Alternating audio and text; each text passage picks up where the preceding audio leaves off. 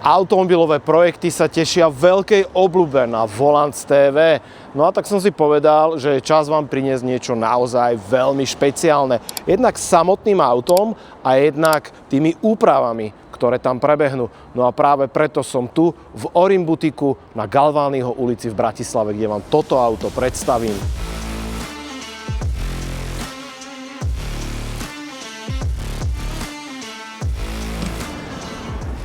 Vítajte vnútri, kde tých aut je naozaj požehnanie a keď tak si pozrite, tak skutočne sú také tie lepšie autá, lepšie značky. A nebudem chodiť ale okolo horúcej kaše, pretože to auto, na ktoré sa ideme zamerať, je Alpine A110.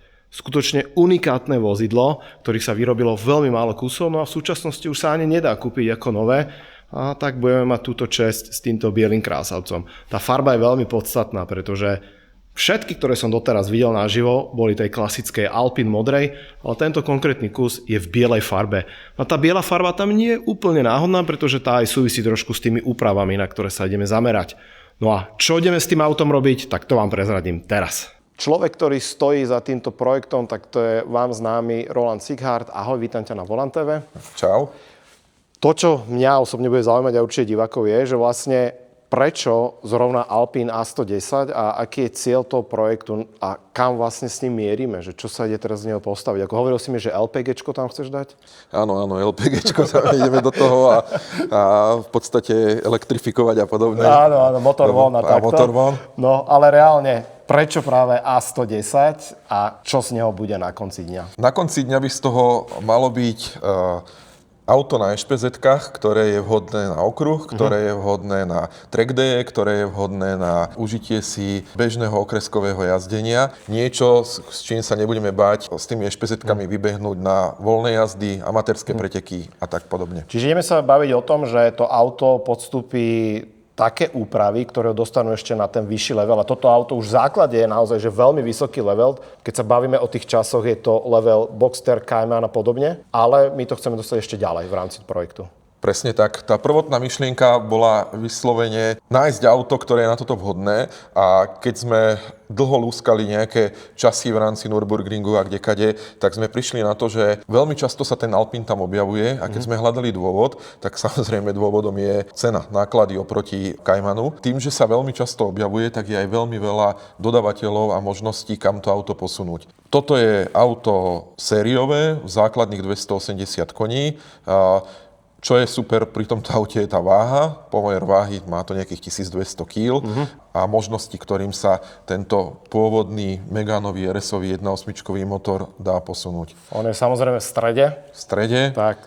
Ideálne vyvážený. V podstate sme si to rozkuskovali na niekoľko etáp. Prvá etapa je, že toto surové sériové auto zoberieme v tomto stave na nejaký referenčný test na Slovakia Ring. Že bod 0 urobíme. Bod 0. Zoberieme to na motorovú brzdu, aby sme vedeli, kde sa nachádzame reálne s výkonom, a od toho sa odrazíme. V tom prvom kroku by sme ho chceli naučiť brzdiť a naučiť jazdiť, čiže sa zameriame na podvozok a brzdy, zameriame sa na bezpečnostné prvky, nejdeme do nejakých veľkých úprav, ale zadný oblúk, pásy, hasičák, ťažné oka, to, čo sú požiadavky na použitie na okruhu.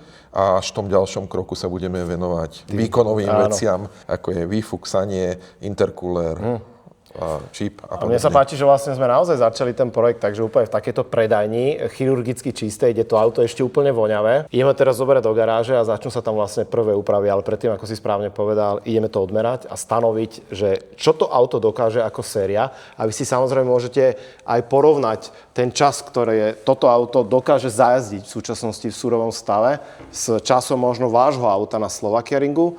A postupne, ako budeme pridávať a ladiť, tak budeme posúvať tú látku vyššie a vyššie. Samozrejme, ten čas nám zajazdí asi niekto šikovnejší, ako sme my dvaja. Presne že? tak, ani jeden z nás toho nebude referenčný, takže uvidíme, nechajme sa prekvapiť. Ale bude, no? bude to asi v rámci nášho RS týmu. Možno aj viete kto, ale to jazdca vám samozrejme predstavíme aj s komentárom. Teraz vyťahneme auto z predajne a ideme smer garáž. Super je, že je to už moderné auto so všetkými takými vychytávkami, ako je napríklad bezkľúčové otváranie, štartovanie, ale je to jedna vec, ktorá nás doslova že šokovala, tak nepríjemne až. Laguna ročník 2000. Dostanete takúto kartu k tomu a hlavne si zober, že kam tú kartu máš vobchať, keď si na okruhu, akože to ti normálne, no sadneš si a už neodídeš, no. Tak toto je nepríjemné prekvapenie, aspoň k tomu dali takýto pekný obal, no, Alpine, aspoň niečo. No, ale inak vôbec to neuberá na kvalite tomu autu samozrejme, takže sadnúť dnu a ideme von. A možno vám teraz prebleskla hlavou otázka, že prečo vlastne tú A110 si nepreberáme v showroome Renaultu alebo Alpine.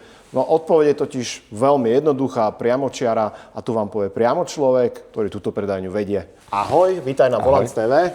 Takže povedz nám to tajomstvo, že prečo sme priamo tu v showroome na Galványho a prečo nie sme teda v oficiálnom showroome? Je to preto, že to auto sa už nedá v podstate ako nové zohnať.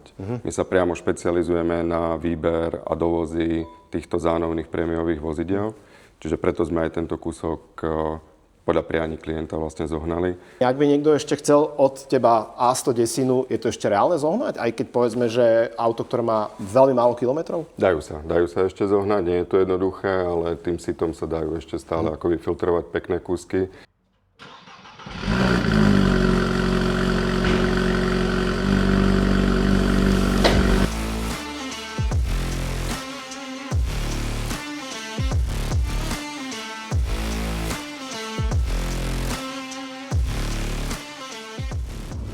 Vidíte dobre, sedím za volantom A110 ako prvý človek. Ďakujem za dôveru, ale nebudem klamať, som troška nervózny. Nové voňavé auto teraz takto cez bratislavskú premávku.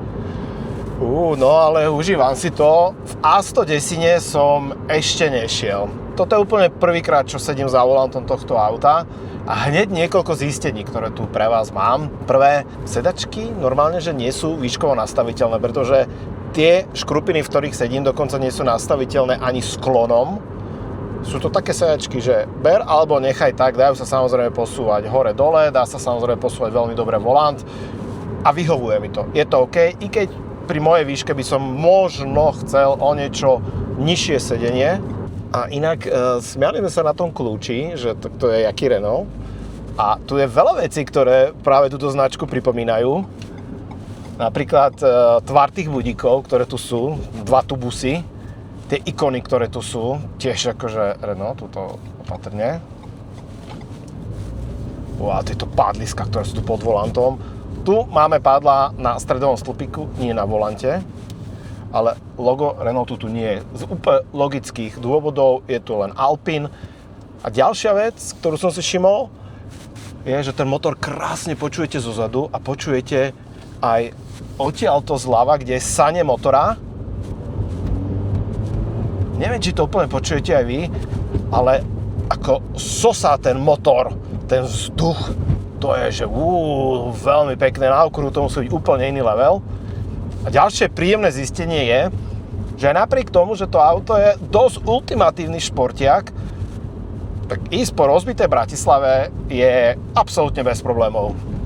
Fakt, veľmi pekne žehli a v tomto zatiaľ len potvrdzuje táto značka to, že tí špecialisti, ktorí tu pracovali kedy na týchto podvozkoch, sú naozaj svetová trieda.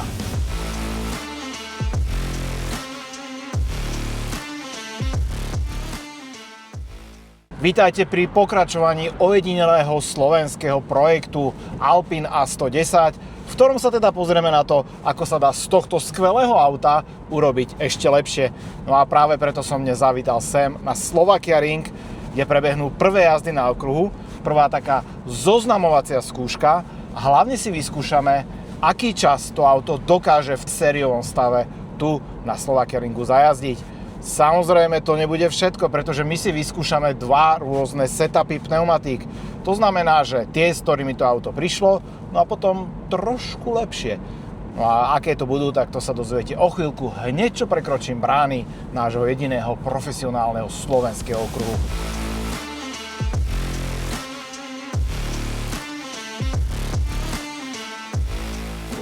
Volvo necháme zaparkované a už podľa tých zvukov počujete, že tu sa niečo deje seriózne na trati, pretože už máme tu zopár zaujímavých aut. Máme tu aj v boxoch veľmi pekné auta, ale nás bude samozrejme zaujímať najmä naša biela Alpina. A na moje veľké prekvapenie tu vidím jedno také isté auto, ale v úplne inej farbe. Ako sa vám páči, nie je to tá typická modrá, ktorú poznáme z Alpiny, ale táto tiež môže byť, i keď musím povedať, že tá biela sa mi páči o mnoho viac. No pozrite sa, čo máme v boxoch. Toto vyzerá ako seriózne pretekárske náradie, ale nás bude zaujímať toto naše auto.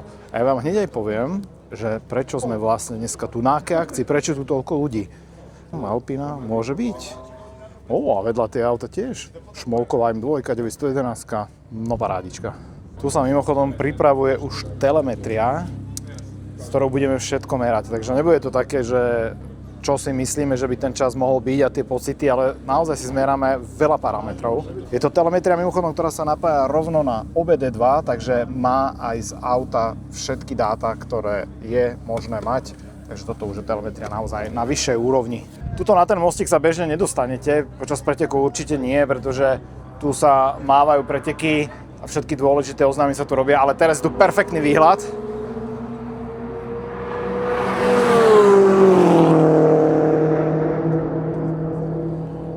Akože tá 911 to je úplne iný level ako tá Impreza, ale musí sa nechať, že tá Impreza má krásny zvuk toho boxeru. Naozaj to je niečo, čo sa mi na tých autách páči odjak živa.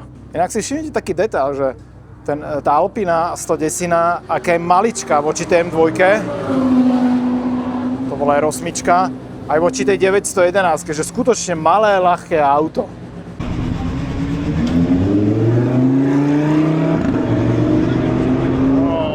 R8 môže byť, ale tuším, jeden z tých závoďákov sa v boxe naštartoval, tak možno aj on pôjde na trať, tak poďme si ho pozrieť.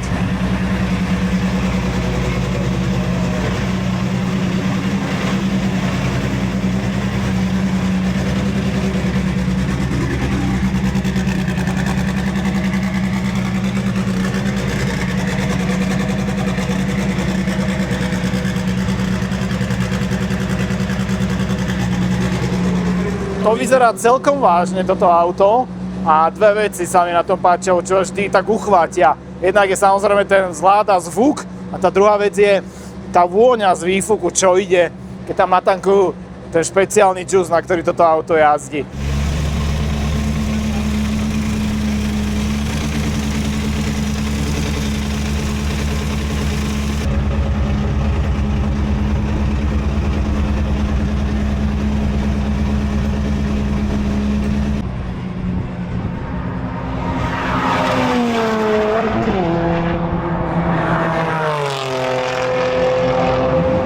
A nie je úplne náhoda, že vám ukazujem tú MX-5, pretože to bude dnešný môj parťák, ten, čo sedí za volantom.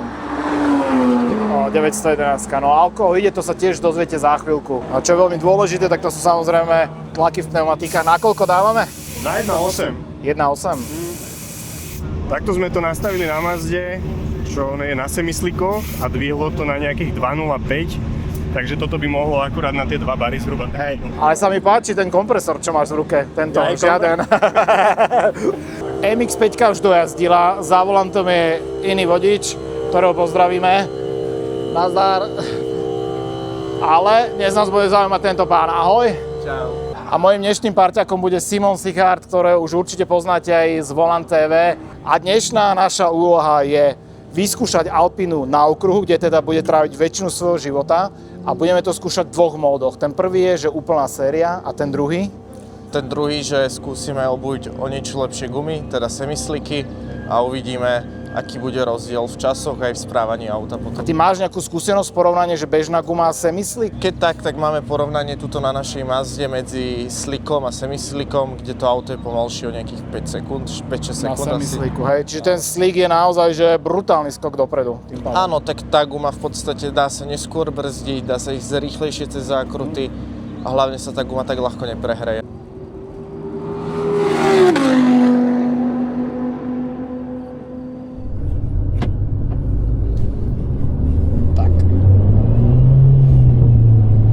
Prvé, čo som chcel vôbec zistiť, je, že sa v helme zmestím do tohto auta, lebo nie je náhoda, že môj vybratie tuto hore, ale vyzerá, že áno. Tak toto má iné gule, aj keď sme dvaja.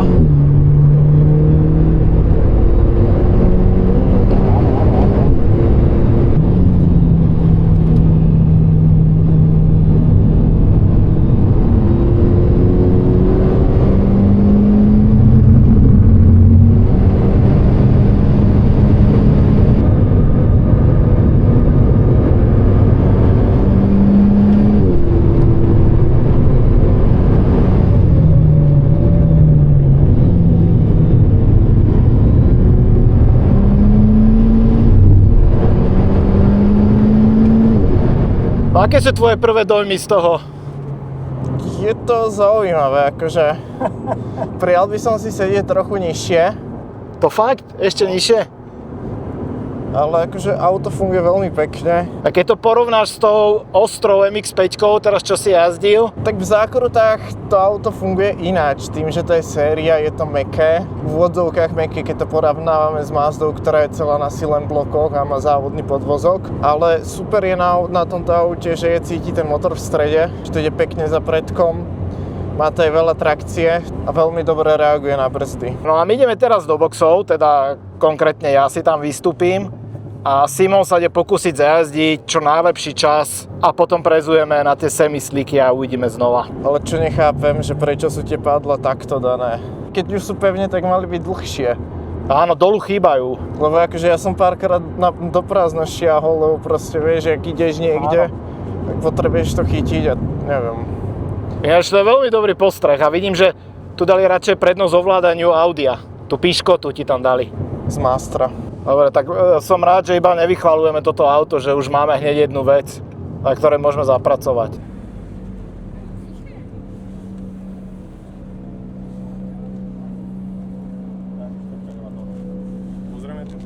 Prvá jazda za nami a musím povedať, že very impressive. Na to, že sa bavíme o totálne základnom aute, tak tie dosahované rýchlosti na konci roviniek boli veľmi vysoké a ja ako spolujazdec som cítil, ako ten pilot proste pri plných brzdách dokáže sa hrať s tou váhou a bolo to veľmi pekné. A inak celkom smrdí to auto, toto teraz akože necítite, ale úplne brzdy, spojka, ako je to nové, tak proste sa to iba zapeká. Dostáva to auto, ale to bude jeho život. Žiadne kávičky, žiadne obchodné centrá, ale okruhy, kopce a takéto srandy. No dobre, Simon ide teraz zajazdiť čistý čas, bez zbytočného balastu, váhy, to som ja. A uvidíme, že kam sa dostane. Fakt ma to zaujíma. Tak si zatiaľ tipnite vy čas tu na Slovakia Ringu.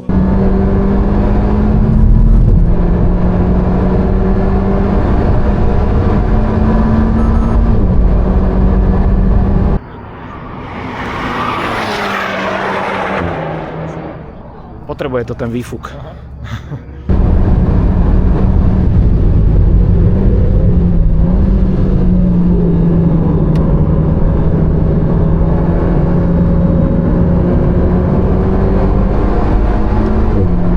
Ale máme tu prvý taký neoficiálny čas prvého meraného kola vôbec a je to 2.34, čo je na to, že úplne sériové auto, sériové pneumatiky, tak viac než dobré, ale Simon to pravdepodobne ešte stlačí dolu.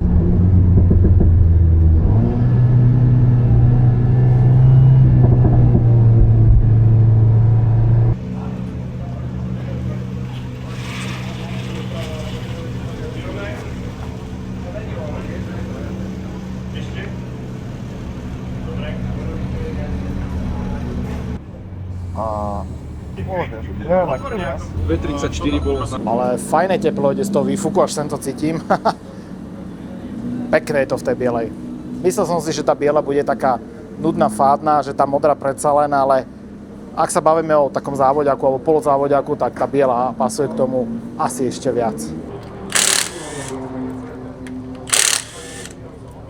A dávame aký rozmer teraz? Dopredu tam dáme 205/40 18. A len pre porovnanie, čo tu je sériovo, to sú Michelin Pilot Sport 4, čiže naozaj veľmi slušná guma. No a rozmer 235/40 18, to je vzadu. A vpredu, čo máme, je 205/40 18. Škoda, že tu nemáme váhu, ale predpokladám, že tá sada na ozetách by mohla byť ešte o niečo ľahšia, ako je tá séria. Čo odbaluješ? Vymedzovacie krúžky? Vymedzovacie krúžky. A ono to vlastne presne sadne na ten stred. Tak, dneska budeme aj užitočný. Môžeš si vybrať, ktorý chceš. Ďakujem pekne. Ten je pekný. Ten si zadal.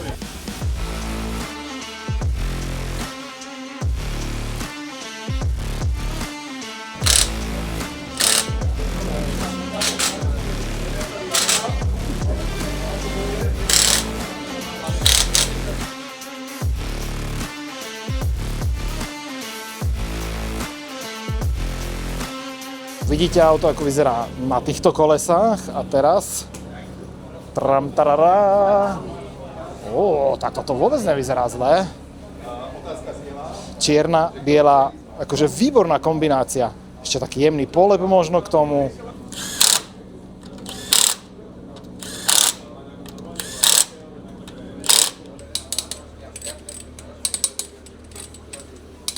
No a nakoľko dávame teraz? 1,75. Teraz som si všimol ešte jednu vec, že tieto nové kolesá sú krásne zarovno s karosériou. Vyzerá to o mnoho lepšie ako tá séria. Už len aby sme mali lepší čas, lebo keď bude horší, tak niečo sme spravili zle.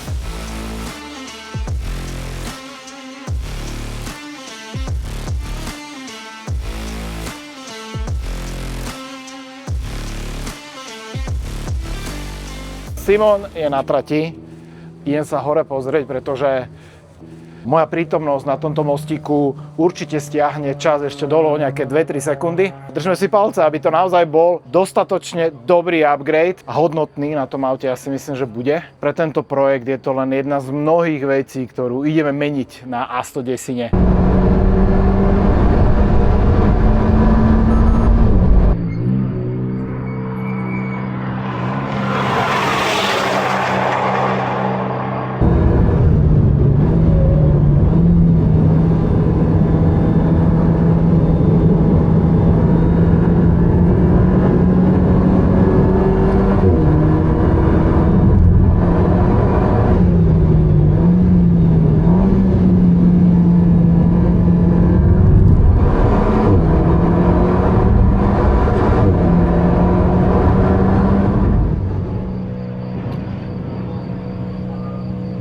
Máme dojazdené niekoľko meraných kôl. Výsledok vás možno prekvapí, možno pozitívne, možno negatívne, ale v každom prípade máme tu rozdiel v časoch.